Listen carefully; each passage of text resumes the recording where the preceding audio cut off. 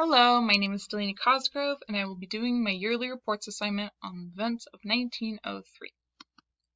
The first invention I chose is Crayola crayons. It was invented by Binney & Smith Company of Easton, Pennsylvania.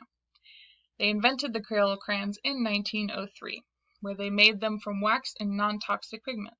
This gave children a way to begin their artistry early. With safe, non-toxic crayons, many of us still use them today.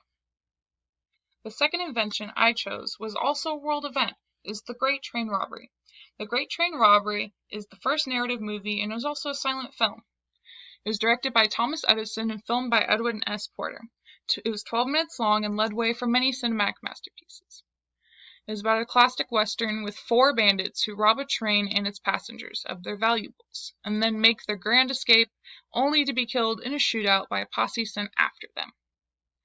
The third invention I chose was the first successful airplane. It was successfully flown in December 17th of 1903.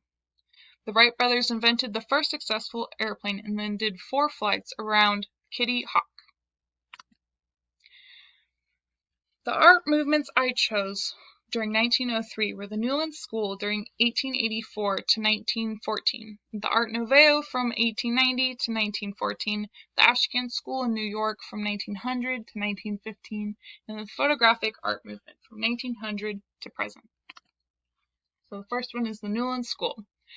It was inspired by French Barbizon School, aimed to capture the reality of country life, inspired by a tradition of naturalist plain art painting. The painting I chose was done by Elizabeth Forbes and it was called On a Fine Day, and it was done on oil and canvas. The second one I chose was Art Nouveau, influenced by Britain arts and crafts movements in which they resulted in also being influenced by the Japanese and Celtic designs. The ones I chose were vases. It was done from 1901 to 1906 by Max Lager in Germany. The third one I chose was the Ashcan School in New York, American movement of progressive illustrators and painters. It was supposed to be unpolished, gritty, and spontaneous. It showed depictions of New York lifestyles. This painting I chose was done by Everett Shinn, and it's called Keith's Union Square. It was done from 1902 to 1906, and it was oil on canvas.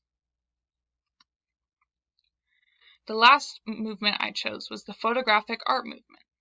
It showed interest that developed as the era developed, paved way for paid photographers, and it also paved way for various photographic artists of different kinds.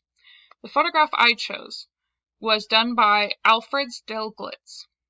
It was supposed to be New York covered in snow, and it was specifically Madison Square Park. And this one was done in 1903.